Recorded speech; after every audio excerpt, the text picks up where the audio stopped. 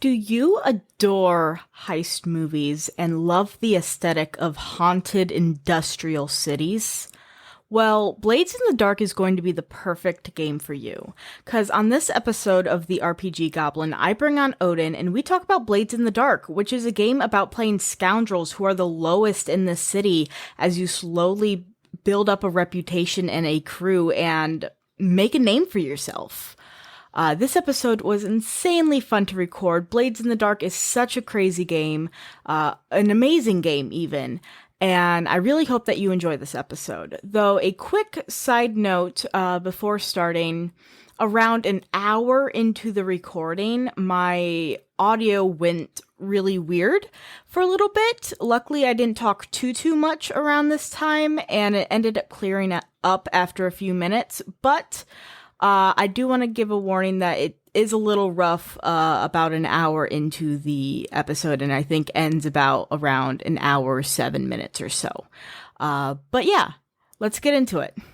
All right, let's start this. So today we are going to be covering Blades in the Dark with Odin, who I have had on previously about being a professional DM, but this time I wanted to bring them on for a little game. And Blades in the Dark was actually, I think, what got us got us together talking about the podcast in the first place, I believe. Yeah, I think so. Sorry, But go ahead. oh no, you're all good. If you would like to quickly introduce yourself, Odin, before we start, you can go ahead. Yeah, my name is Odin, and I am a bookmaker, author, professional DM, artificer, general person of things. I am on social media at Susurrate Press, which is SUSURRATE with an underscore and then PRESS. I do a lot of things in the tabletop gaming community, as well as sort of just general art stuff.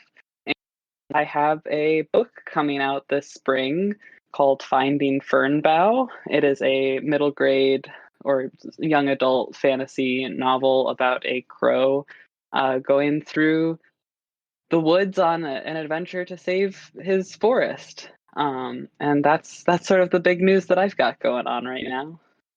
Yes, absolutely amazing. Yeah, I saw the post the other day about the novel. I'm like, oh, that's so exciting.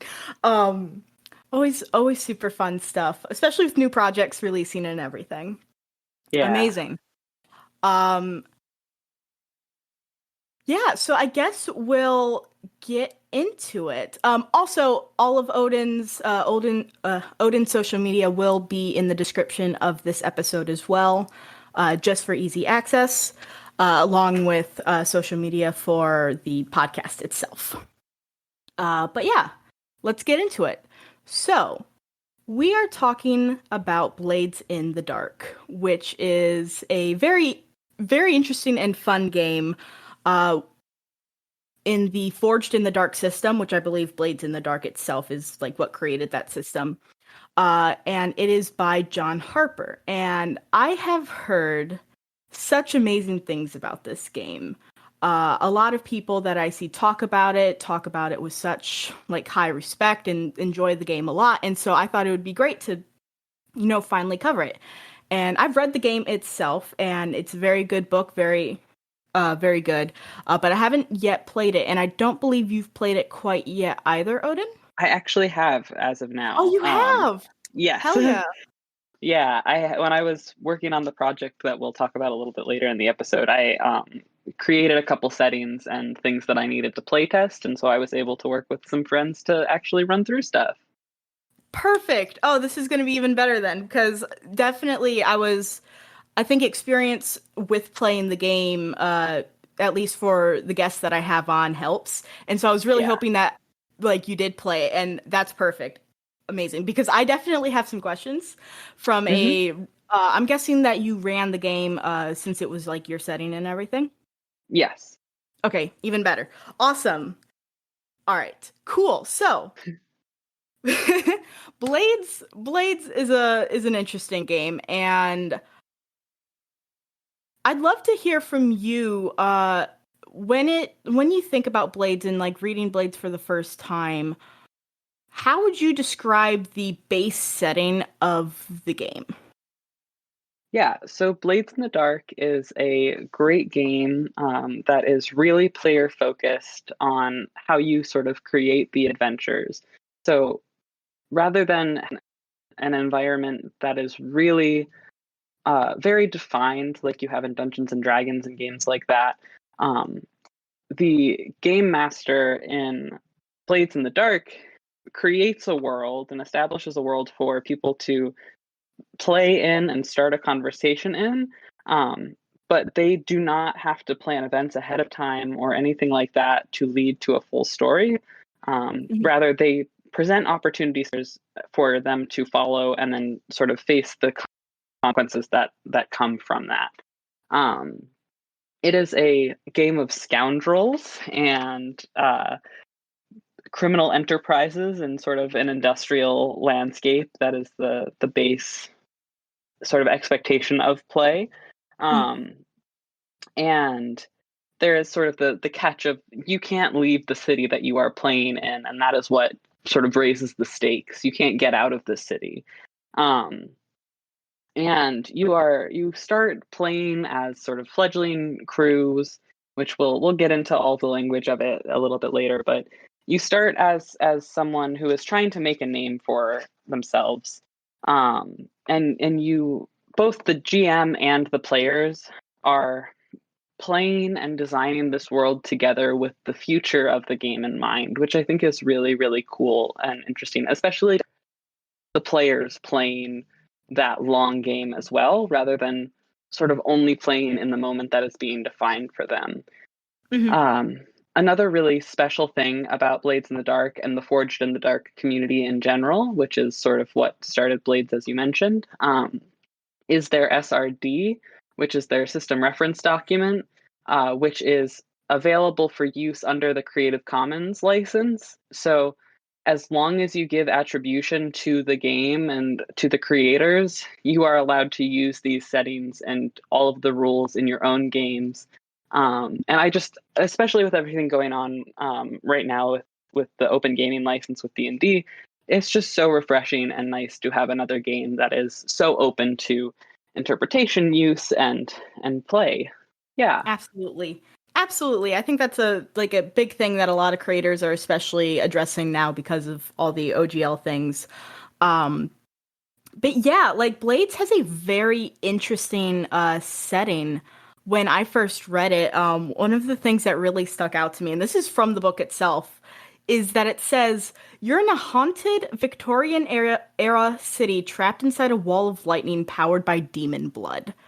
Like this Yeah. the base setting itself is absolutely wild. It's like industrial, like you said, and it's gritty, but it's also got it's got a good bit of magic and kind of fantasy to it, especially in the game itself. There's like ghosts Mm-hmm. and like demons and Leviathan and like stuff like that within like the setting, which makes for even more interesting things. And how you said before with it's very open, like the GM can set the world and then you guys just play to find out. You don't have to have a story set. In the book itself, it mentions like things like ghosts. You don't have to, they don't like clarify exactly what ghosts really are in this game and how they work or anything like that because they leave it open to you at as your like table and group to decide on what these things mean and what they do within the game themselves, which I also find is very interesting. Yeah, I think it's great. And it really sort of drives home the main goals of the players and the responsibility of the players to engage with the premise at the table Mhm. and to seek out unique opportunities and to take big risks and not to be afraid of sending their characters into danger because you just don't know what is out there. Um, Absolutely. yeah, You're all playing to find out. That's my like favorite phrase in, in like all these RPG books that I've read. Playing to yeah. find out. There is nothing set in stone. You are all playing to find out, which is absolutely great. But in Blades in the Dark itself, the setting is specifically made for committing crimes as like these like Right. scoundrels trying to rise up through the ranks. It's all about scores, like figuring out Right. scores, and because the setting itself is meant to be contained, like it's very hard to leave the city, and I think that's an important part. Even if you're making your own world, Hmm. your players should not be able to leave the city easily because everything is so contained that every move matters. And Right. then that's how it reacts off of each other and new jobs start as you are committing these crimes and you're doing these things and people start to notice and you can get in trouble and you can make alliances and you can start like wars with other factions. It's very interesting. Um, which this is what this game does well. Like if you're Yeah. wanting to play like some up and coming scoundrels committing crimes, this is the game for you. Totally. Yeah. There's so much room for it's like a it's I feel like it's one of the perfect definitions of sandbox where you have sort of infinite opportunity within a contained space. Hmm. And Absolutely. yeah, this is just it's such a great game. I really want to play it like at some point because it again just looks so interesting to run and play. Hmm. Um yeah, so I think kind of the next thing I want to cover now that we kind of have the base game set up is like characters and crew, which are uh, crew is the specific term in the book of your sort of like faction and your group of characters. Hmm. Um, and it's even got its own mechanics of being able to bring your crew up and like advance your crew and like get more territory and things like that. And then you also uh, that's like kind of it. All of you have like this crew sheet, everything, but you also have your own characters as well that you act for and do things for individually. And Blades in the Dark works with instead of like a class system like D&D, it works more with a playbook system like Powered by the Apocalypse games. Right.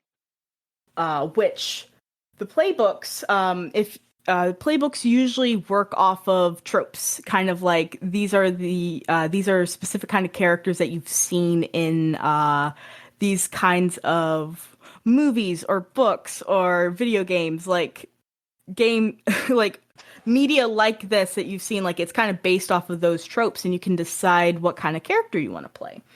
Uh, would you like to read off some of the playbooks if you have like? Yeah, totally. Um, so there are 6 crew types, which we'll get to in a minute, and 7 base character playbooks. And playbooks, as Will mentioned, is the language used for the type of character that you are playing. It's basically the equivalent to a class in D. So some of those include the Cutter, which is a dangerous and intimidating fighter, or the Hound, who is a deadly sharpshooter and tracker.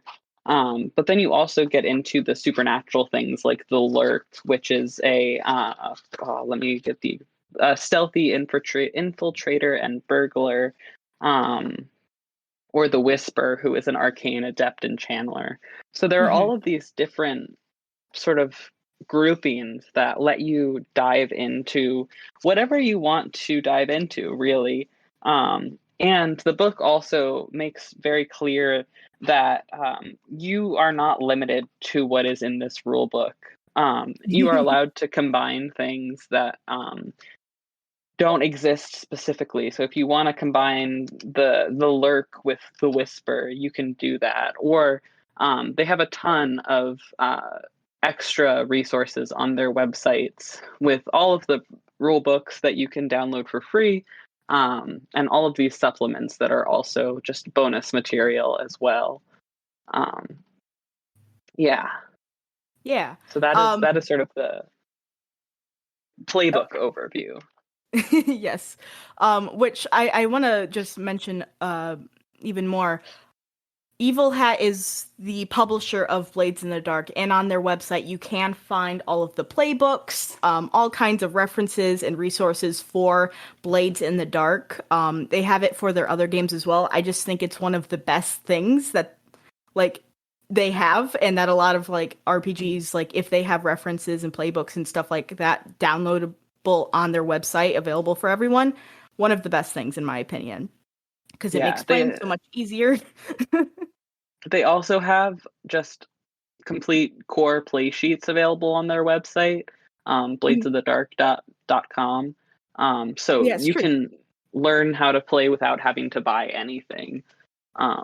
They just not that I highly encourage getting these books, but if you aren't able to afford them or whatever reason, it's really nice that these things are available no matter what. Absolutely. And yeah, with playbooks, like you were mentioning some of the different ones, they usually have sort of specialties, like how you're saying, like the Whisper and the Lurk kind of have more of those supernatural connections. The excuse me, Cutter, and I can't remember. I haven't looked at all of the playbooks in a hot minute, but there's ones that are more geared towards violence and brute force. Mhm. I think Slide is like manipulation, and so is like Spider is like kind of mastermind, like kind of keeping an eye on everything. It's very interesting, especially depending on the playbooks that you choose as for your characters. Your Blades game can go in a very different direction. If you have no one within like the arcane supernatural area, that's probably not something that'll get touched on as much as more standard kind of sneaking in and fist like heists, things like that, where it's you're not messing around with like the strange objects, not Right. messing around with cults and things like that, which I think is very interesting. Um, on top of that as well, so you have your base characters, and I think Blades works fantastic as well if you are working with, if you're doing like a collaboration character creation and like crew creation, so that everyone kind of gets on the same page and can decide what kind of game are we wanting to play. Right. Yeah, Uh, you they even have it in the book, like the starting language for the crew and getting your crew together is starting a legacy. Um, mhm, you are truly tasked with building um, exactly the legacy that you want to play out and play through. exactly. Characters are very disposable in this game almost. They're not so flippant with their disposability, but you are building a crew out of players that will live on in different ways beyond the scope of the crew. So either Mhm. they retire or they die or they just get involved in something else. There's so much malleability with this that lets the players have just so much flexibility with what they want to play when they want to play it. Mhm. Absolutely. And it's in the book as well, referencing like playing Blades as like a TV show, Yeah, where you're like, yeah, seeing what happens, and there's like drama and like people, because yeah, characters can die, and characters might need to retire early because they become too broken from all the things that they've experienced. Because uh, when you are playing Blades, you do have health, but you also have a mechanic called stress. And stress is very important as it's an expendable resource. You can use it to improve like dice rolls. You can use it to avoid like getting hurt as bad. But if you run out of stress, you get a trauma. And right, when you get a trauma, you're essentially at least out of the scene that you are currently playing. You are kind of down for the count until the next scene where you're able to regroup. But if you start getting more and more of those traumas, your character is going to have a harder time within Blades. And most of these traumas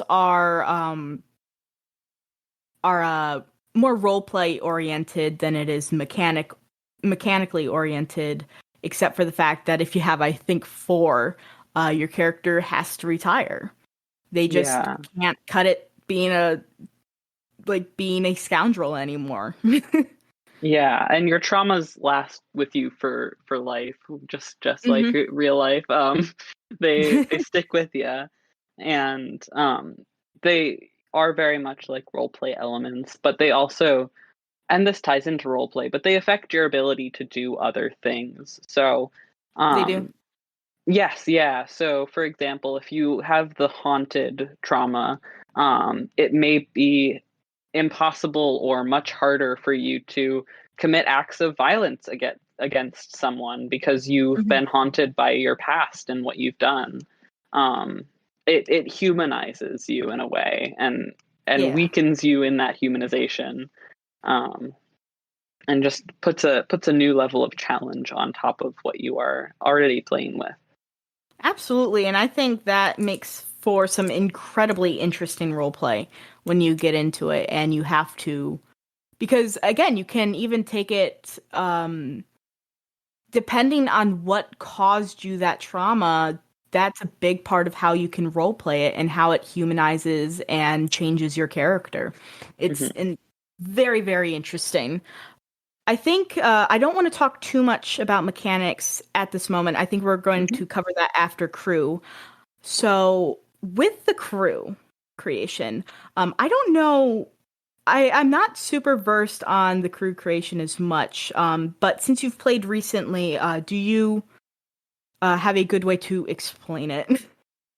Yeah, so similarly to the character playbooks, there are six crew playbooks. Um, there are assassins, for instance. So when you are defining a crew, it is all of the players who are playing in this game of Blades in the Dark are playing together in a crew. Mhm. And they all fall under one of these categories. Or you can combine them, of course, but basically the point is to pick one type of crew that you are playing as. Um, and build your legacy based off of that.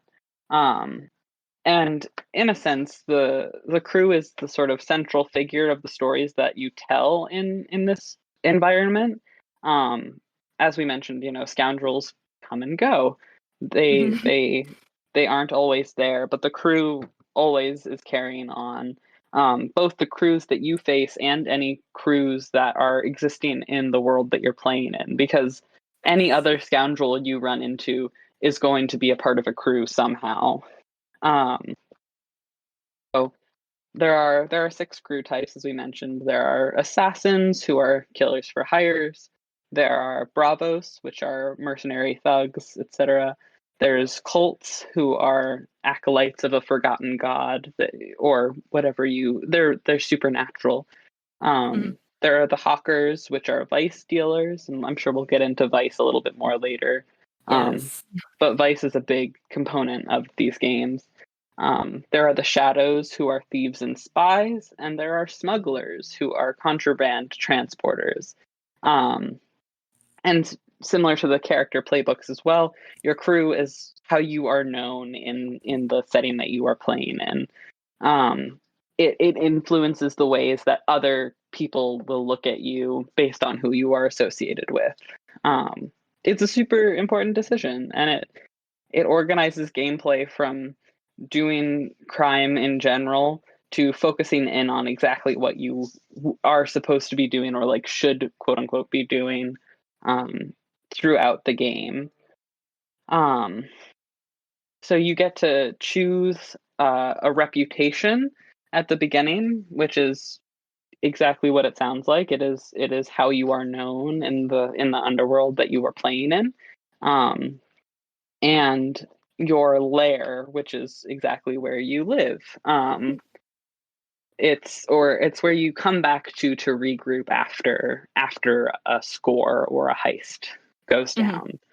Um, you also go about establishing your hunting grounds, which is sort of what you are plane in where you go out to when you are playing.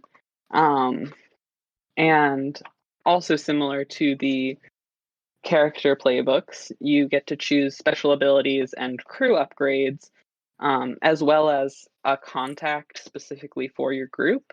So, more specifically, with your special abilities, um, you get some special ability that helps you out in doing different tasks, either on missions or when you are home from them.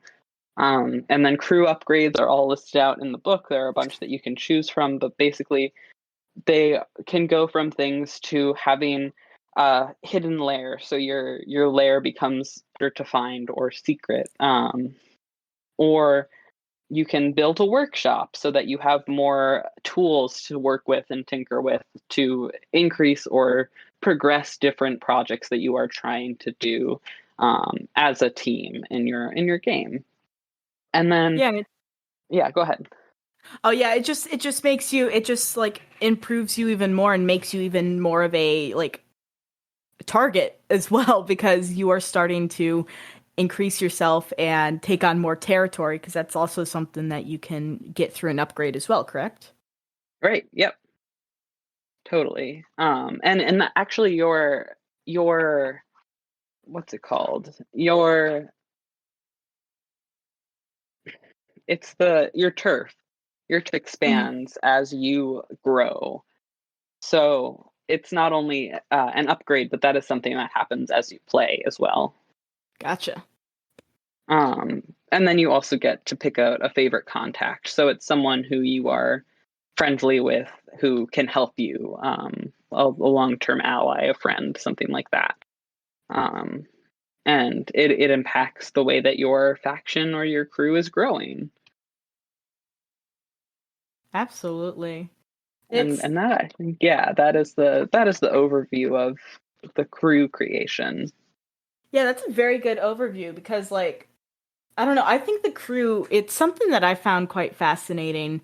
There's another game called, I think I might be mispronouncing it because it's like a Swedish word, Vasen, Hmm. and it is like a Nordic like monster hunting game, and a part of that is like building a hideout and like a base for you to go. And that's why when I started to read Blades, I thought that the crew was very interesting, because you're building your place, you're building your layer, you're building what you want. I think there's like even an option where you can have like a boat port or something as one of Hmm. the upgrades. Like you can establish what kind of resources you want for your crew and the direction you're wanting to go in the story. Because if you get like a boat, if you get like a boat dock, then you're going to be able to maybe smuggle things out of the city if there's ways to do that.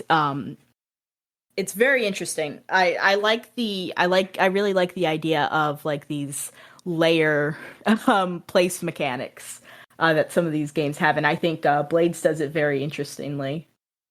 Yeah, and that also definitely brings up the fact that Blades in the Dark is written with a custom setting in mind that John Hmm. Harper, the creator, created, Duskwall, or Duskwall, and it is described pretty fine detail at the back of the book, in the back of the core rule book, and that definitely influences the upgrades that you're taking. So we're going to talk about this more later as well, but I have designed a custom setting that I am working on publishing right now, and I don't have waterways in my setting in the same way. Hmm. Um, but you can still say, I want a boathouse.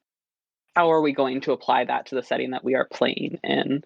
And I think that just the flexibility of everything that it gives you is really cool, and it also just picks your creative brain a little bit more. Absolutely, because everything can be up to interpretation or whatever the group finds the best way to like use Yeah. it. Um, which is always very fun. It's because people can be so creative. You might want like a water like a boathouse for just stashing things away, and that's not suspicious. Like you don't want it near Hmm. your lair, so you stash it away in this place. You're not actually using it for things with boats, but actually using it in a much different way. Um, Hmm. yeah, people can be so creative with the things they come up with, and I think that's really interesting. And I'm really excited to talk more about your custom setting because I'm curious of the things that you would change and have to adjust for the different settings. Because, like you said, this is very much made for Duskfall. Like, very much like that is what it's been made for. And I mean, there's been some other Blades in the Dark games that have come out, like Scum and Villainy. Hmm. And with that, I haven't read it yet, but they would have to adjust their playbooks and the things that they can use to upgrade based on this like sci-fi kind of space fantasy thing that they've got going on in that game. Um, Yeah, it becomes a ship module rather than yeah, a crew upgrade. but it still's got the same premise of committing crimes and heists You're and just doing it in space. yeah, you're just doing it in space. Which who doesn't love that? Uh Hmm.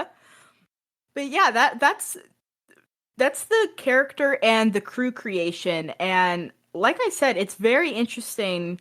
And I very much like that it's tied together with each other. And like crew creation definitely has to be like a collaborative effort because everyone has to be on the same page of what direction they want to go in this game. Because there's many different directions you can go. And something as well is just because you decide to be like a smuggler's crew doesn't mean that you can't work on other jobs as well. That's just what Right. you become known for. That is your legacy, like Odin was saying earlier. Yeah. But yeah, so now that we kind of have that covered, basic mechanics for the game, because there's some things that go a little bit. Um, there's not a lot of mechanics in this game, but it can be a little confusing at the start if you just kind of throw them all out at once. Hmm. So, the basic mechanics of the game, what would you say those are? I would say the basic mechanics are your roll mechanics, so things that you are using dice for. Um, Stress, which is what the players use to improve their rolls. Um, Progress clocks, which are tools used to progress both individual projects as well as things during scores. So it's a clock. It's telling you when things are happening. Hmm. Um, and probably harm. So that is the consequences that you are taking as a scoundrel individually. Um, and so are all your rolls that you do in this game are using six-sided dice. You are rolling roll at once, and you are looking for the single highest result. There are four types of rolls usually. There are action rolls, which is when a player is attempting to do something that is dangerous, basically. Um, a downtime roll, which is determining how much you get down in the time or done in the time between heists that you are going on. There are fortune rolls, which is pretty much the only roll a game master will make, except for when they are. Actually, I think that is really one of the only rolls the game master will make, I which believe is so. yeah, it is. It's used to discern a role or leave. It's leaving things to chance, really. So if there's Mhm. something that a player wants to do, but the GM really isn't sure how to make it happen, you'll do a fortune roll to see what the results are. Um, and then there are resistance rolls, which are rolls that players use when they are suffering consequences that they don't like. And it sort of reduces the severity depending on how much stress they are under. Mhm. Um, So those are sort of the main dice mechanics. All right, Um, absolutely. yeah. And very quick before we move on to some of the other mechanics. Hmm. So, Blades in the Dark works with just d6s, like you said, and uses like a dice pool mechanic, where you basically roll multiple dice, sometimes only one, depending on how bad you are at a skill. But you roll a lot of dice. So, an action roll, let's say you are using one of your skills, correct? Yeah. Okay.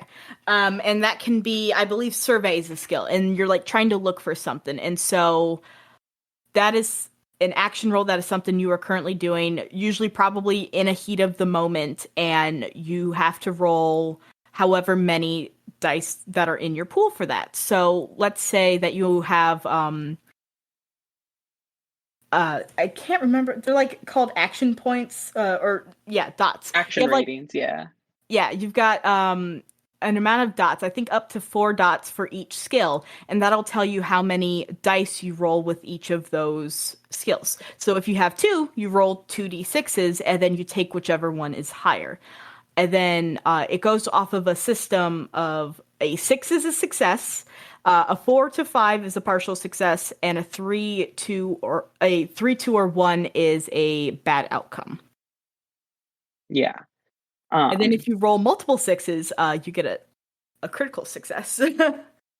and if you roll multiple ones, you can get, I believe, a critical failure. Oh, really? Actually, I am not sure. I think I'm lying. I think I'm lying. Oh I no. No, I don't think you can get a critical failure. I think that you can only fail, and that is the worst possible outcome. Yeah. Um, Also depends on what the rating of the roll is. So Hmm. there are Yeah, this would different be good to ratings. cover under action rolls because I think this only works with action rolls, correct? Yeah, Okay. yeah. Um, so there are things. There's a position and there's an effect on an action roll, and the position is basically how effective the thing that you are doing is. So there are controlled, risky, and desperate roles. So when you're doing a controlled role, you are acting on your own terms and you are exploiting a dominant advantage. So you are rolling with an increased effect, and if you don't succeed at this role, it is a minor complication. Um, it becomes risky if you fail, but it's not necessarily the worst thing in the world. Basically, a way Mhm. that I've heard it described is that you could do it twice and it wouldn't be out of the question. Yeah. Um, a risky roll, which is usually the most common roll that you will make in this game, is that you are acting under fire and you are taking a chance with something. Um, if you fail at a risky roll, usually you will suffer harm or other sort of complications will come up because of being in a desperate situation. It becomes desperate. You lose your opportunity to accomplish this thing. It cannot Mhm. happen again. And when you are doing a desperate roll, you are overreaching your capabilities. You're in real trouble when you are desperately trying to do something. It's a stretch. Um, yeah, it is a stretch. Even if you get a mixed success and you do it, there are severe consequences for desperate rolls, and your effect is reduced. If you fail Mhm. a desperate roll, you suffer serious harm, serious complications. You lose the opportunity for that action, and you are dealing with a whole new sort of realm of things at that point. Yeah, things go really bad. Yeah. You got to be careful Um, when rolling desperate. yeah, and it doesn't happen often, but Hmm. it sort of depends on the game that you're playing. If you're in a really high risk situation, you might be rolling a whole lot more desperate than otherwise. That is very Um, true. And with with in the book, I believe John Harper says like at first when you start to play the game, it's probably best to roll most roll most of your rolls at risky standard to get Yep. used to that mechanic at first before introducing like the controlled, the desperate, all of that. Yeah, and there's even merchandise that is all about the risky standard, which I think is very fun. Um, it is the most regular role that you will Mhm. do in this game. Most things are Um, risky, especially when yeah, you're when you're going on a life of crime. exactly. And paired with every action roll, and action position is also the effect. So there are great standard and limited effects that you can do. Um, Mhm. and it basically tells you how much you are doing on something, or how well you are doing on something. So And how much say, like it's able to succeed, correct? right, yes. So like on something that is a great effect, you are achieving more than usual. On a standard effect, you're doing what you'd expect, and on a limited effect, you are doing a partial or weak effect. So Mhm. you have to think about things like how your impact is diminished and what efforts like are in place to continue achieving your goal. You have to ask yourself, is what you're doing enough? And if it's a great role, what benefits are you getting from it? What extra things are coming from the thing that you are accomplishing? Um, Exactly. and it also has to do with like the scale of things. You think about how many people you are facing, or how impactful is this thing that you're doing going to be. Mhm.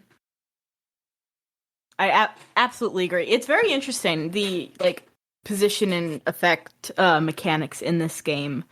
And I think it does give a good bit of wiggle room for like improv moments on how things could go wrong in the player's opinions, like how the player Hmm. thinks something could go wrong, which the whole thing with Blades in the Dark that I've seen a lot of is it is so much collaboration.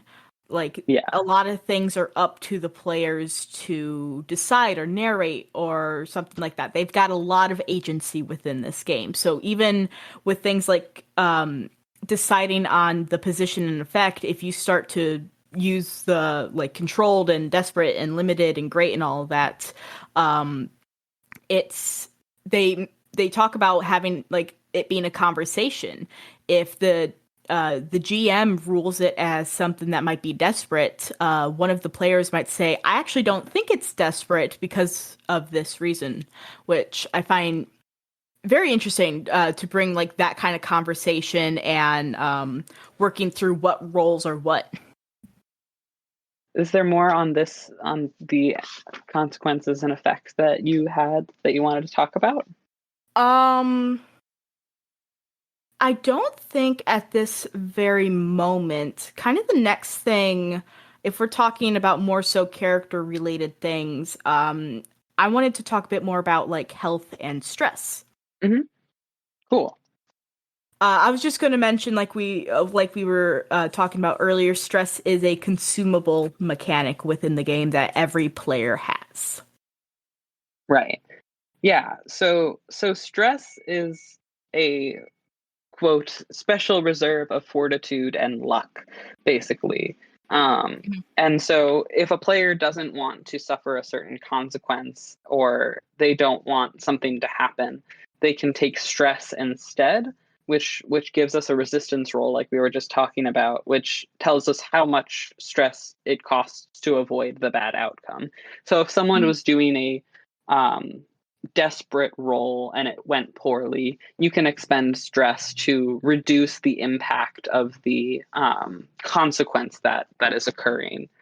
Um, so there is a mechanic with stress called pushing yourself, um, which is a little bit different from a resistance roll. It is done preemptively. So if there is a really important role that you are doing, you are able to push yourself, which takes 2 stress, which out of I think 10 stress is what you get. Um, and it allows you to add either, it adds one die to your roll, one level to the effect that you are having. So going from a standard effect to a great effect, for instance.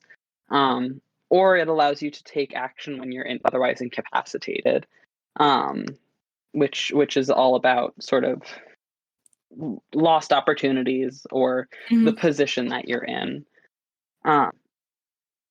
And when you are taking stress, as we talked about, you can also take trauma, um, which then changes sort of how you play the game.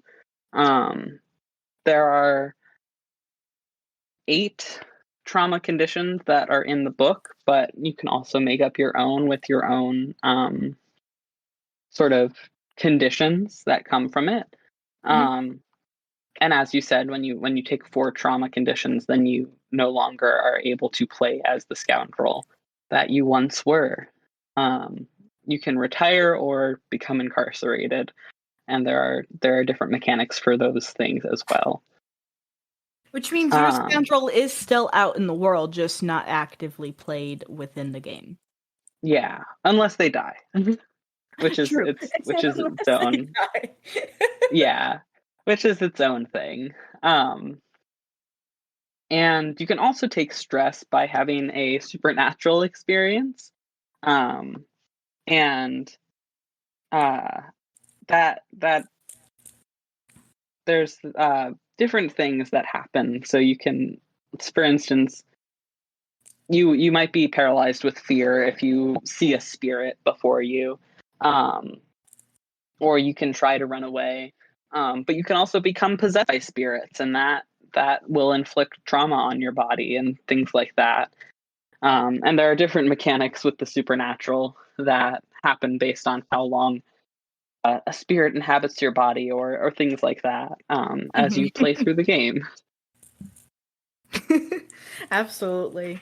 It's like I feel like Blades can either be played with a lot of like involvement with the supernatural and spirits and everything, or lesser involvement. I don't like it feels like there's no in between. Like they're either in the game like a lot or they're like not really in the game. Yeah, Um yeah, it's definitely a toss up based on the world that you're playing in. Absolutely. Which again, that's why custom settings it's very interesting of what you can do and what you want to Hmm. do. Um how you can tailor what kind of game everyone wants to play based on your custom setting. If people don't want to deal with the supernatural at all, you can have that not be an element. But then Hmm. things like the whisper playbook and stuff like that and the like attune skill can't really use. Right. So it's all about working around. But yeah, that's the stress mechanic. The health mechanic I actually found very interesting so health is a consequence usually to a bad outcome or a even a partial success possibly. Um, but basically you have like health ratings from 1 to 4 and you can have essentially like 2 level 1 injuries at a time, 1 level 2 injury, 1 level 3, and then if you go to level 4, you're dead, like Hmm. outright. Um, but health is very kind of narrative at that point where let's say you're trying to grab something that's like burning hot because you need to get it out of the way to be able to open a door or something. You can do that, and if you get a partial or bad outcome, you could like burn your hands, and then that's a mechanic. Then you write that down in your health, and that's a mechanic that you have to worry about as it like reduces your effect or something. There's different outcomes depending. There's different like mechanical outcomes depending on the rating of injury. I believe with like Yes. one being like reducing effect. I believe, Yep. and then I think 2 you subtracts a lose die. die. Yep. Yeah. And 3 means that you need help. And it's also important to note here, I think, that it's actually not your health meter, it's your harm meter. Um, Harm. Okay. yeah, it is the harm that you have taken. So there isn't an actual health bar per se, there is just your harm that you have experienced. Yes. And then during downtime, you're able to recover from that harm, but it usually can't all be done at one time. You have to actually like spend several downtimes or a lot of downtime to be able to do that. So taking harm's risky. Like Yeah. if you can, that's where like the resistance rolls are really useful. You can resist a harm to let's say if you already have a level 3 harm and you take another level 3, that goes to level 4, correct? Yep. So if you already have your level 3 taken and you cannot take that other level 3 because you will die, you want to resist and bring it down to a level 2 if you have an open spot there, obviously, and not die outright. So then you have to roll and take stress and be able to resist that. Which I don't know if you mentioned this, but resistance rolls always work. It just Hmm. depends on the amount of stress that is taken from you, which I believe it's 6 stress normally minus whatever you roll on the die. Yeah, I believe so. And I believe you only roll 1 die for that. Yep. Um, but yeah, it's harm. It's not like an actual health bar. It's like little boxes that you fill out to remind yourself what kind of injuries you do have, and then you can recover over downtime. But in this game, I believe like because it's like crime and everything's happening, and it's like an enclosed space, things are happening fast. So it's not like, oh, I just take a long rest and I'm fine. It is, I only have a certain amount of time I can recover before the next big thing happens. Yeah, yeah. And usually during downtime you are able to reduce the effect of a trauma, of a harm that you've taken. So if you have a level 3 harm, you can roll and try to get it down to a level 2 harm or clear it depending on the severity of what you are dealing with. Very true. So, all kinds of helpful things that you can use to reduce it, but it's never guaranteed that it will get fully reduced though, because you do have to roll for it. And I believe, and we'll talk about progress clocks next. It goes on a progress clock, so I think it's like a 4 section one, and if you don't get all 4 in one, I don't think you can reduce your harm. Correct? Right. Yeah. So That is correct. Yeah. it's tricky. It's really hard. Yeah. You gotta avoid that's where the stress plays an important part in everything, especially, but like this, using that stress is going to be worth it to bring that harm down if you can't take it. Right. But you do have to be careful Yeah, because if so you I think have we'll go on to 5 stress progress left, clocks then, which especially they're used more from a DM perspective, correct? right. I think that the DM is always the one who makes the clocks. Players can Mhm. have personal clocks that they are filling out, but the DM is always the one in charge of them, and they are used more commonly by the DM as well. Right. So they'll use them for heists or scores where they are tracking how fast things are happening. Um, Mhm. yeah. And you can have them like even competing clocks as well. So if you're having Yep. something like a chase, you can Hmm. have a clock for one person and a clock for the other person. And then if they're probably going to be roles involved with the chase, and then if you succeed more, you tick the clock more, and the other person then has to roll and see how far they click the top. They tick the clock. Um, and then you see like who wins out in the end. You did mention as well there are player clocks, things like projects. I Yep. believe you can work on like long-term projects where you're like trying to invent something or trying to fix something, or if I feel like I remember maybe even reading something about like having to buy something, but you like need to get resources or whatever for it. Hmm. But yeah, I think the clock mechanics I really enjoyed when I first read, and I kind of want to not like to the extent in Blades in the Dark, but I kind of want to use that in my DMing normally to kind of keep a like idea in my head of how things are going forward and keep a good idea of like how close something is to happening. Totally. I have a friend who ran a D&D game where there were constantly clocks going because there were several cults that the players were facing off against, and if they spent a whole session with one cult, the other three cults were still doing things behind their backs, and so Ooh, they had to deal with all of those things and the following reactions to that. that's a really good way of using them. Yeah, it's pretty cool.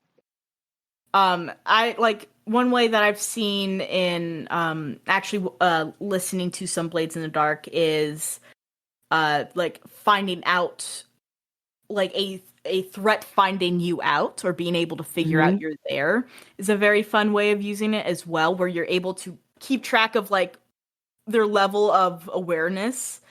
Um, Same thing with like sneaking around. Like you could be sneaking around in a building and there could be clocks. If you like mess something up, you can start a clock where someone is going to start looking. And Yeah. as you are still spending time in the building and maybe even making noise, the clock starts to tick even more until they find you. So I think the clocks are such an interesting mechanic in Blades, but even just for like DMs in general. Yeah, I think it's great. I Yeah, love the timing mechanic. same. Kicked something. I think the last kind of thing I want to cover before we get into talking about like settings and stuff is the fact that Blades in the Dark works in a way where it cuts to the chase. It is Mhm. very much action first, planning later.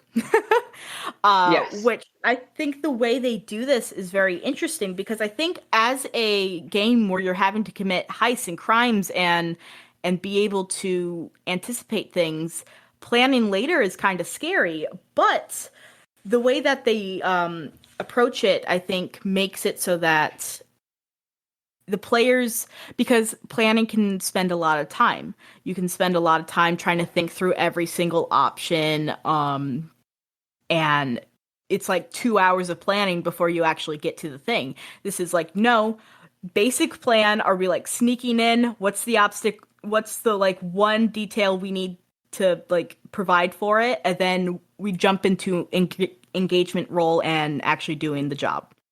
Like it Yeah. is right into it. And I'm curious about like your experience since you've done some playtesting. Have you done have you done a job yet in your game where they had to use like the flashback mechanics? Oh, totally. Yeah. Flashbacks are pretty integral to this game.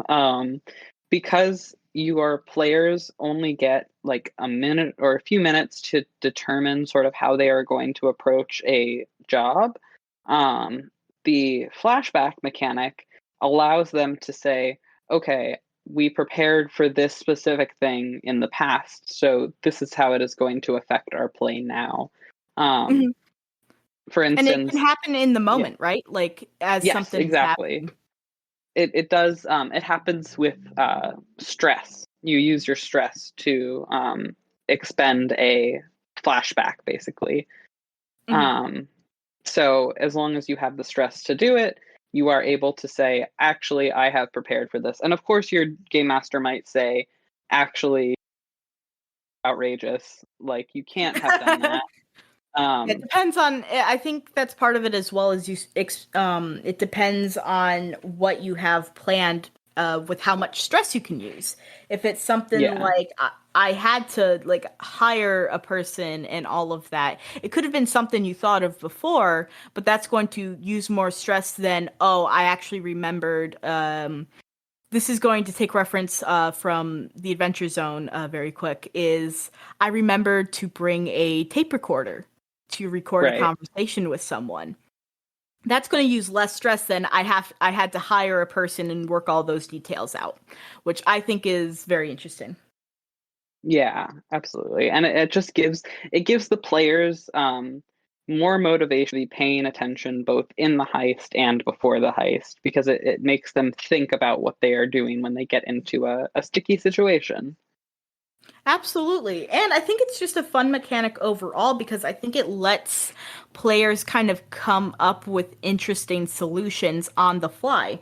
Because if you're planning Hmm. beforehand, you don't really know what's going to happen. You can try and prepare as best you can, but you're not going to know until you really get into it. So the way that Blades does it, where you do like a very small amount of planning before getting into the job, and then you can do essentially planning from the past while in the job, Hmm. very fun because you can account for, oh, I needed to record this conversation. I have a tape recorder. Like Yeah. that's like quick thinking, like this is something that would actually be really useful.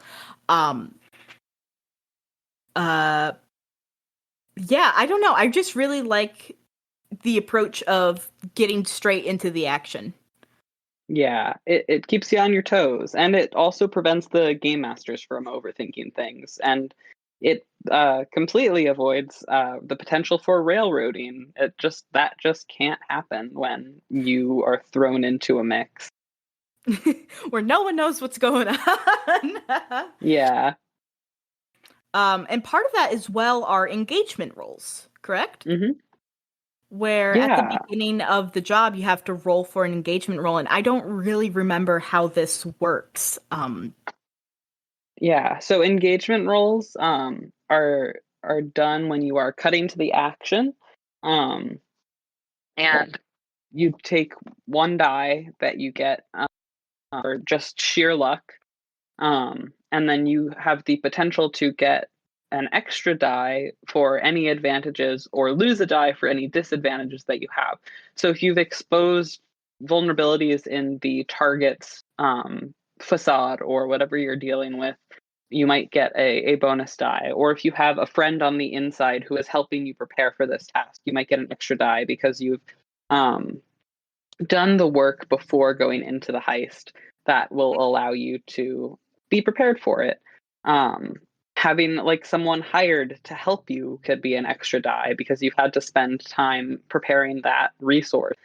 And when you have good results, it lets you enter into the action in a controlled position.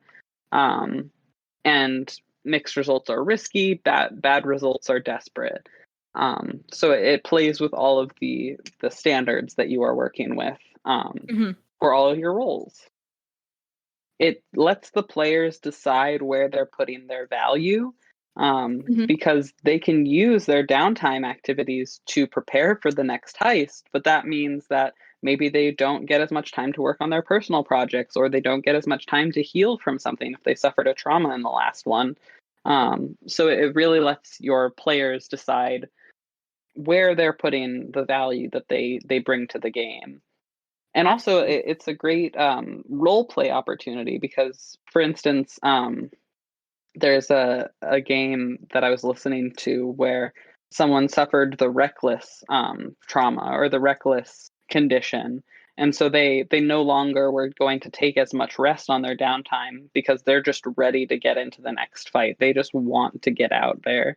Mhm. And that is their like new situation. Absolutely, I love that. Oh, I love it so much. There's so many interesting ways that you can approach this game. It's amazing, and especially with the like trauma and downtime activities and things like that. There's so many different ways to just approach everything. Um, Hmm. but that's actually something that we haven't covered yet either. Is downtime. After you are done with your job, you get downtime, and I believe you can only do two downtime activities a downtime. Yeah, I think it's two or three.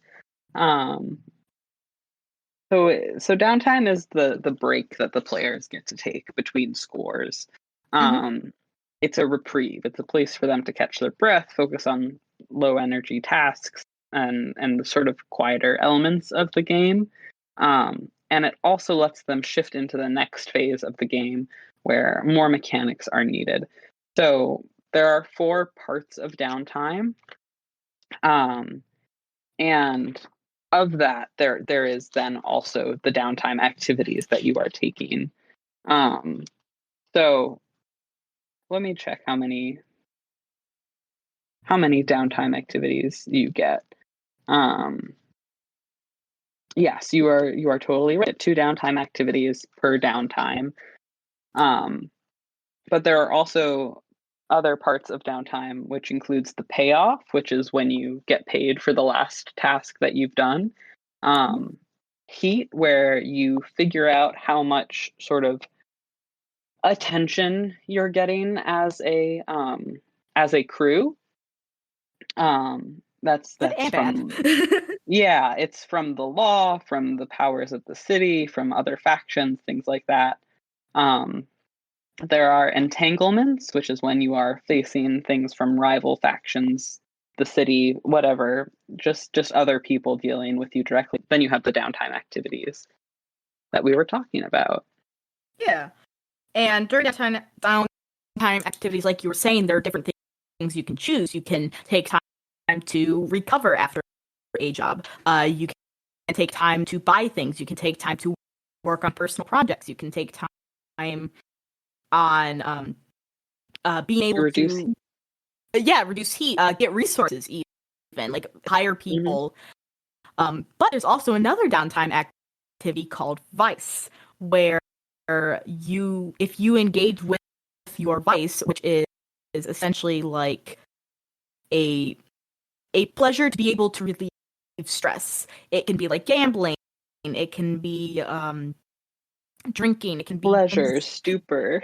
Yeah, it can be things that are just things that give you stress relief, which is the way that you recover stress in the game.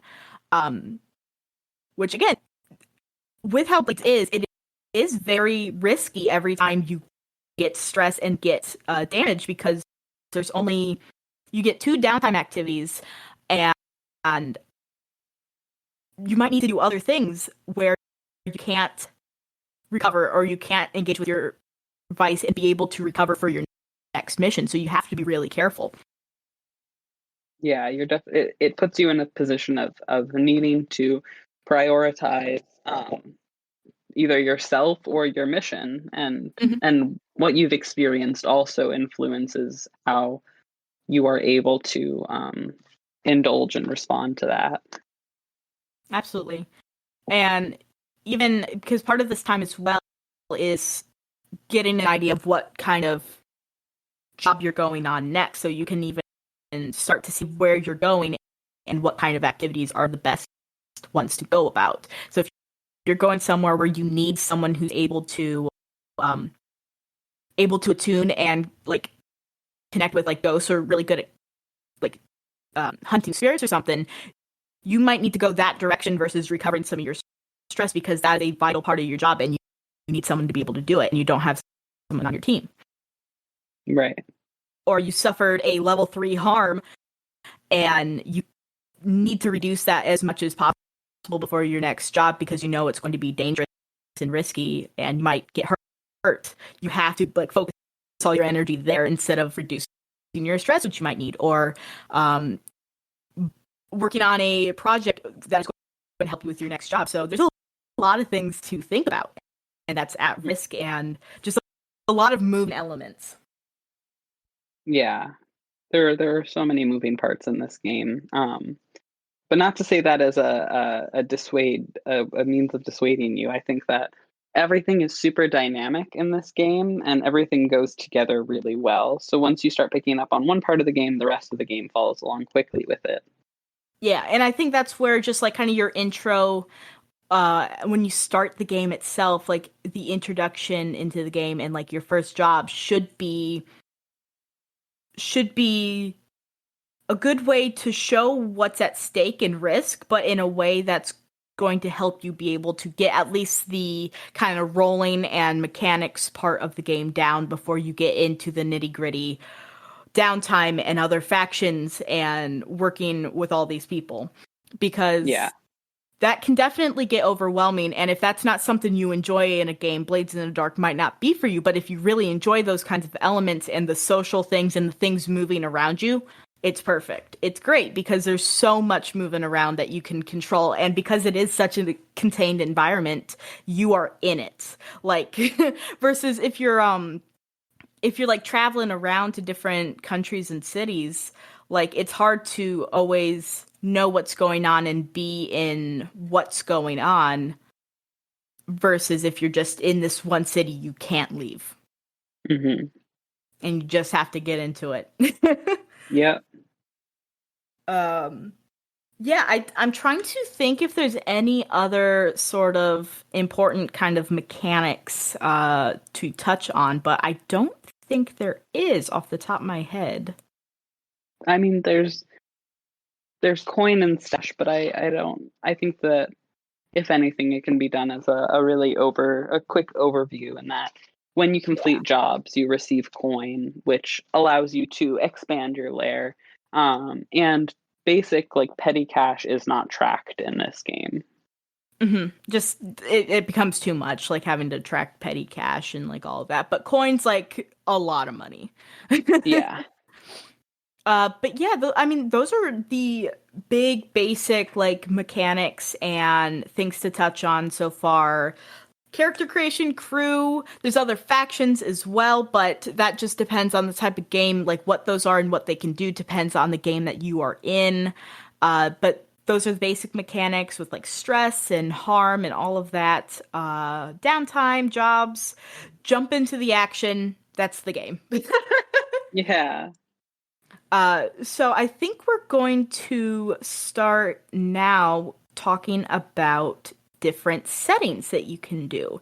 And this is specifically focused on the setting that you are creating for this game, Odin. Obviously, you don't have to say everything about it with it being published and everything, or working on publishing it. But I'm curious, the main things that you had to keep in mind and change and work towards with making a setting specifically for Blades in the Dark. Yeah. So one of the main things was that I wanted to create a city that you couldn't leave because I wanted the stakes to be that same sort of energy as Hmm. Duskfall has. Um, and I also wanted to make sure that I was bringing a new twist to the industrial Gothic city. Um, and I really wanted to play into like the political elements and different things that were going on that would provide an atmosphere that was innate to further gameplay and to people creating their own adventures. Hmm. So a lot of what I did was developed the politics of the city, as well as a bunch of different factions and the different groupings that people work for, as well as like laying out a city map and different things that were going to influence how people would be playing within the world. I also introduced some new supernatural elements to the game, Ooh. and that those were like my a mix of my own mechanics and mechanics that I like pulled loosely from other games and just adapted to be what I wanted them to be. Hmm. Um, so, for instance, I took similar to the mists in Curse of Strahd or sort of Barovia and the D Ooh. and D setting in general. I created my own sort of version of the mist that surround the city. So that is why you are unable to leave, because whenever you try to walk into the mists, you either disappear forever or are simply transported to a different part of the city. Um, That's and that fun. was really fun to play with. Yeah, and like also creating creatures that are from the mist. So that was introducing new supernatural elements to the game. Um, I also created a couple new playbooks to go along with it, um, as well as a couple scores that were like supplements that people could just use. Hmm. Um, and so in doing that, I created an environment for the score to take place in.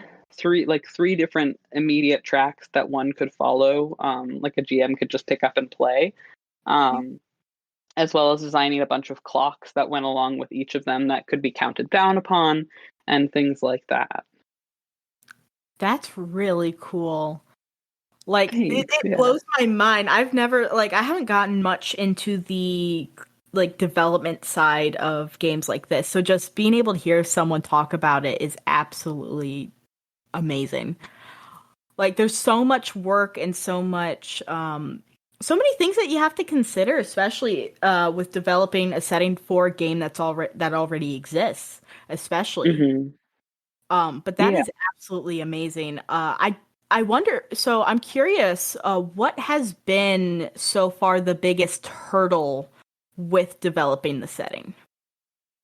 Um, I mean, continuity is a huge thing because um, I was dealing with like 30 something factions that I created, and having to deal with all of their entanglements and their entanglements with the political affairs of the city and the class system, and also wanting to make sure that I wasn't creating just like Blades in the Dark 2 or Duskwall 2. Hmm. Um, I want to make sure that even though some of the elements are similar, like some of the diets that the people of the city have are similar to Duskwall because there is a similar environment. Like I didn't want it to seem like it was being repetitive, Hmm. um, whereas I was actually just sort of building off of a similar setting. And yes, yes. What did I answer your question on that one? I don't know if there's Yeah. more. I Okay, mean, cool. yeah, biggest hurdle continuity. Oh, I biggest mean, hurdle. as a GM, yes, continuity and making sure everything connects and all of that is always a struggle. Yeah. So having to like do that on a larger scale for like a setting book, absolutely amazing. Um, what has been your like favorite part so far of building the city and like building the setting and customizing? I Yeah, I loved figuring out how magic played into the world and how magic and politics were working together. So, one of the biggest parts of my city is that there is no sun. Um, Mm. and so people are very sad. And also, um, there is this thing called the orb, which is a light object that is in the center of the city, but because of the shape of the city, does not reach all edges of it. And so, Hmm. like, people who are wealthy are able to live in the light of the orb, but people who are not live in sort of an eternal darkness. And their access to like food is very different from someone who lives in Center City versus living on the outskirts of the city. And That's so fast. playing with all of that and playing with like political uprisings that have come as a result of different advancements that are made by other factions in the city or people who are trying to make the city a better place, and what that means to individuals was really fun to play with and figure out. Absolutely. Oh, that sounds so cool. I'm so excited for this. Um, like I Blades isn't a game that I've had like in the roster for playing soon just because I've got a lot of I got too many games already going on. But like Hmm.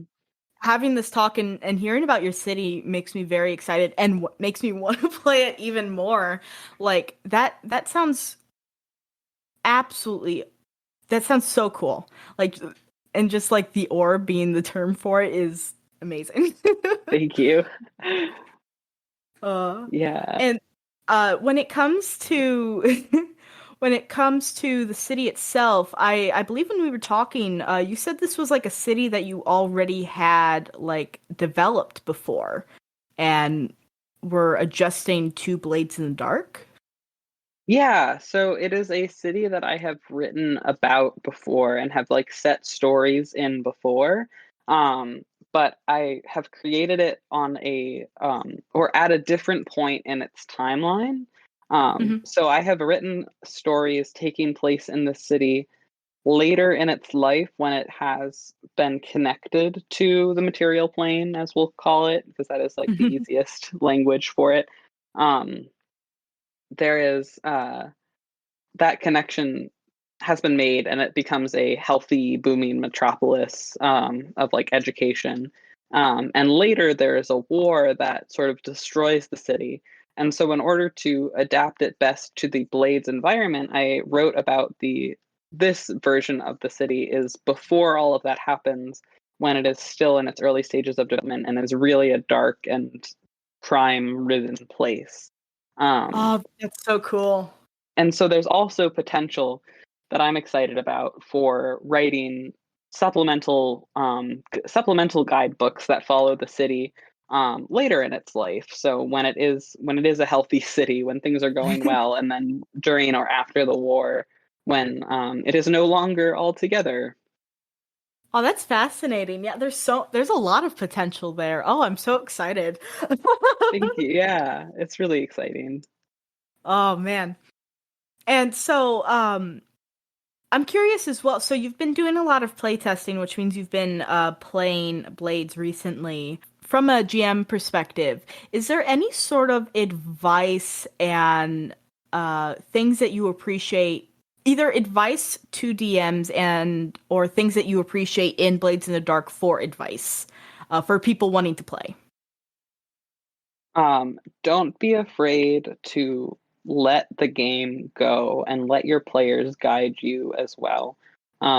Because that is really the point of this game in my mind. Like, the reason Hmm. this game exists is for um, a combination of uh, people playing together. Um, yeah, so I would say let your players take the wheel and don't over prepare. And also, yeah, don't be afraid to just like see where things go. Um, Also, prepare the environment more than you are preparing a heist. So don't expect to know how a heist is going to go. Um, and just like have the environment ready for the players to play in, because you're going to get a lot more mileage out of an environment than you are out of like a script, basically. Absolutely, because they're going to explore, and especially if they're contained in one place, they want to go to different areas and they want to find out what else they can do. Like I think that's just a natural like curiosity that people are going to have versus worrying too much about the plan of the heist. Yeah, totally. Plus, that helps with DM prep. I can imagine with if you just set the environment beforehand, that's the main thing that you have to do. And then with heist, it's just working off of what you and the players come up with together. And you don't have to worry about planning too much, which means those sessions, because everyone always talks about the best sessions being the ones with no plans. And I can agree with that, where you are just having fun and going off of each other and playing to find out. Yeah, exactly. And like, if you do want to prepare, my biggest suggestion that I always do is just write out one sentence, maybe two sentences for the beginning, the middle, and the end. So how you would like it to start, where you would like it to go, and how you would like it to conclude. And you don't That's have to exactly follow how I that, do my but prep. yeah, hell yeah. That's the best way to do it, because then you give yourself and your players space to explore. Exactly. And then you can keep yourself a little bit on track as well, because you know where you want to end you know where you want to end.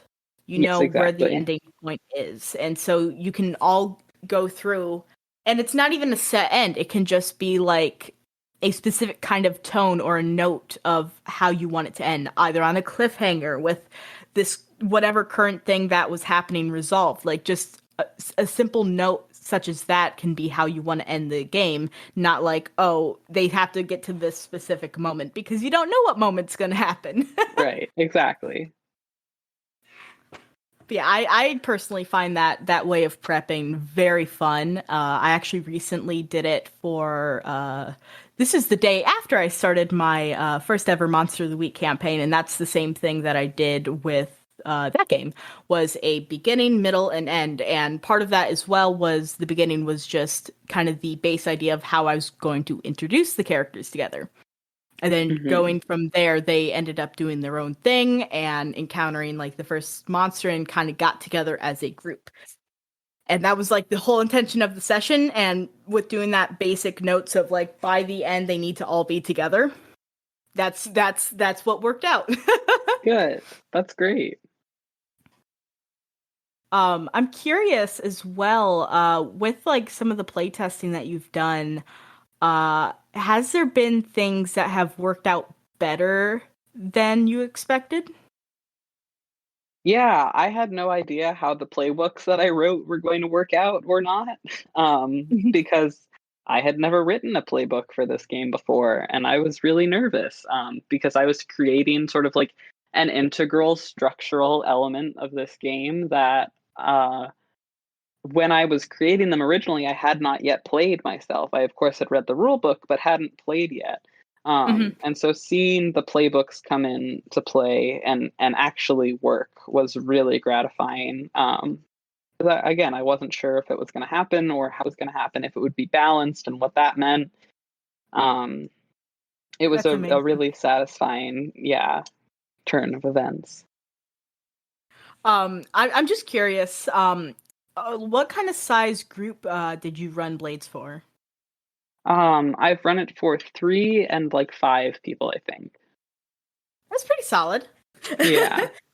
I'm always curious with like games because I think 3 to 5 players can be a good area for players, at least in my Yeah. opinion. Yeah, I love a 3-person group. My, like, personal group is 3 the one that I play with is 3 people, and that's really nice, and, I've played with as many as 9 people, and that's been absolutely nuts, bonkers. Um, Same.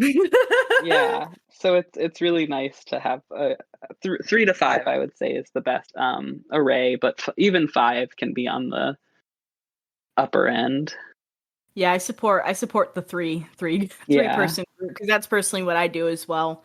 I just find that it gives a lot of good moments for it gives a lot of opportunities for spotlight and character moments that when yeah, you start adding more people, it can get a little harder, especially if you have a bigger group as well, there it's more likely for some people to not be as easy to get into role play as others, and then yeah, spotlight and all of that can start to wiggle around. But a 3 person group I feel like is a little bit easier to manage, especially as a DM, where mhm, you've got three characters to worry about.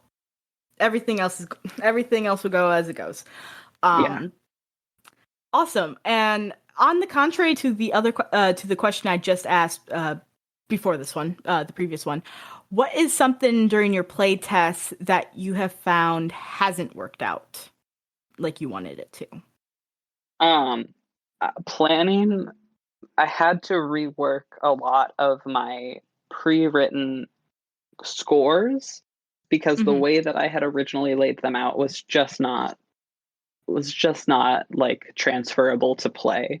It took a lot of playing around with format and how to structure something to give some um, tools to run a game that otherwise was written by me, because I didn't want to give them too much and have them feel limited, and I didn't want to give them not enough to feel like they could jump into it, because at this point I've written modules for like 4 or 5 different systems. Hmm. And so this one was really interesting to see how that differed from Monster of the Week versus Dungeons and Dragons and Vampire the Masquerade versus Fate and all of that. It's really interesting to see how writing pre-written modules changes based on the system that you're playing in. Absolutely. Absolutely. Like, because there's just so many things that you have to keep in mind.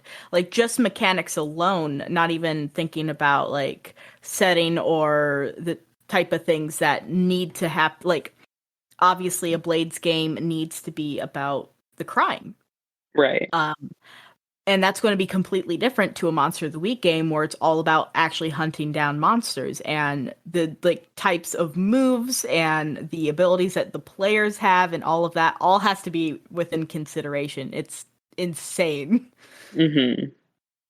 But that's really cool. Like again, I haven't seen a lot. I haven't like experienced a lot from the like game production side. So this again is just amazing to hear experiences with writing different modules for these games, especially because Monster of the Week, Blades, Vampire the Masquerade, Fate, and Dungeons and Dragons are very different games. Like Yeah, they're they very different are. games.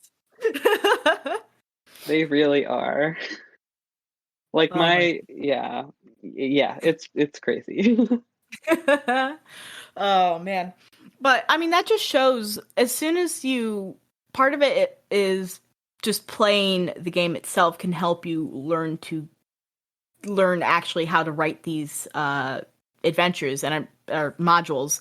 And I'm sure that after you did play for the first time with the playtest, it shows the holes in what you had written. But with playing the playtest, you actually were able to play the game for the first time and get a good idea of how it ran in play versus just on paper, Right, exactly. And which I'm and sure I was very helpful. It is, and I've said this before, and other people have said this before, but listening to actual play podcasts, if you're into that, will teach you how to play a game.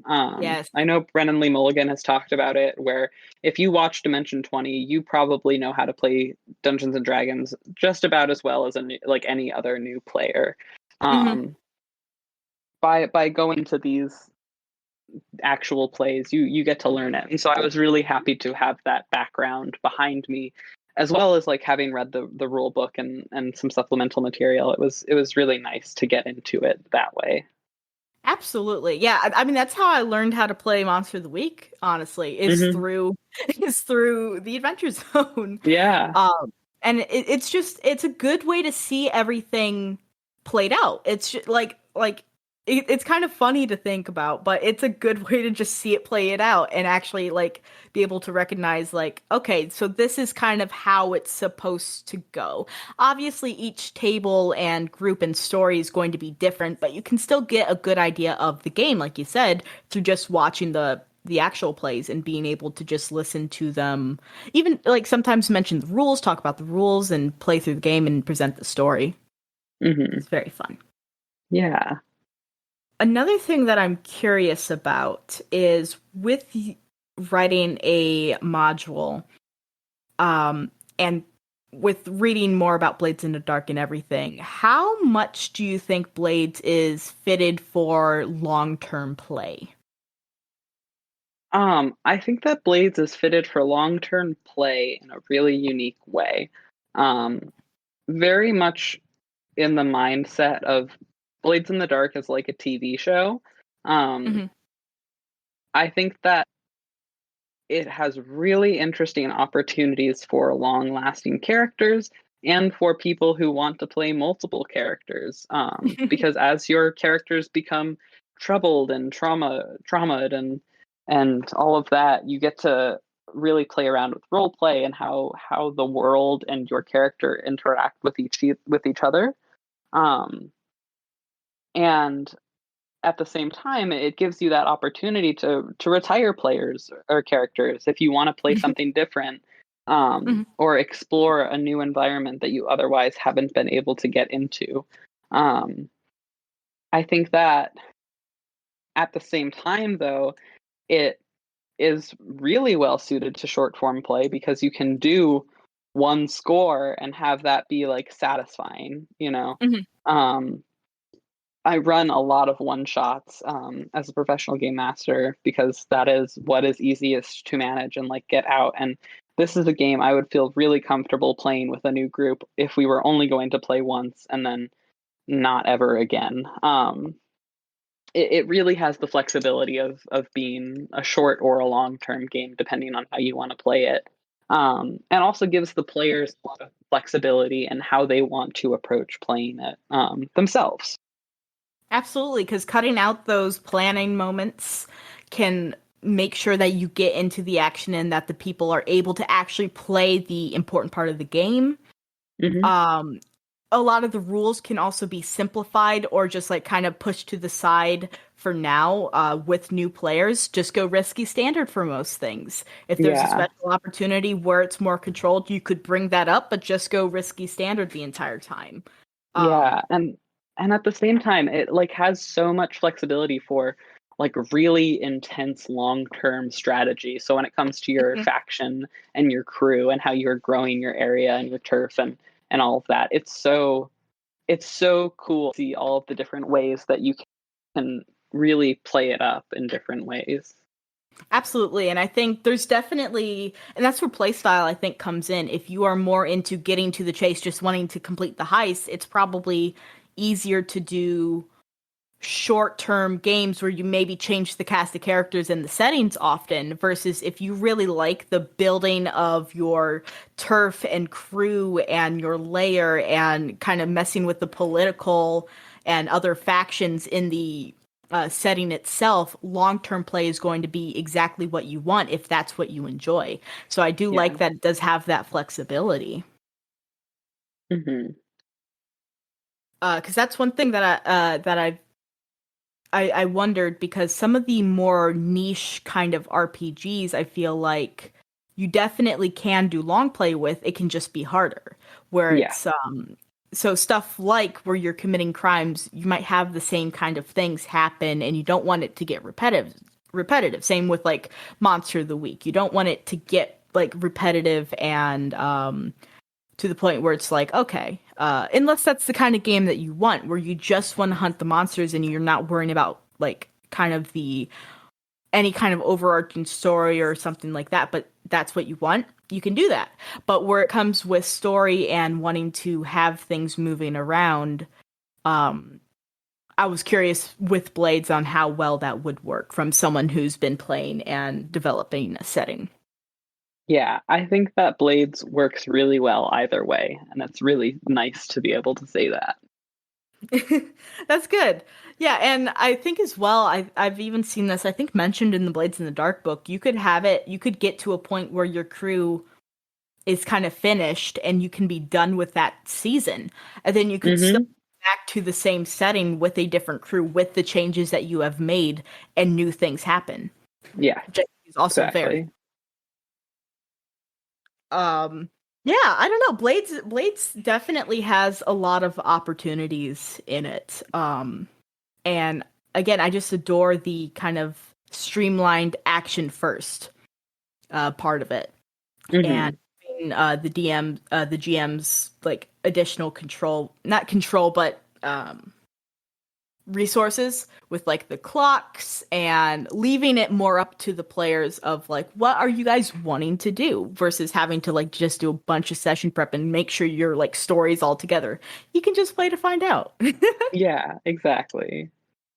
That is the a good tagline for this game.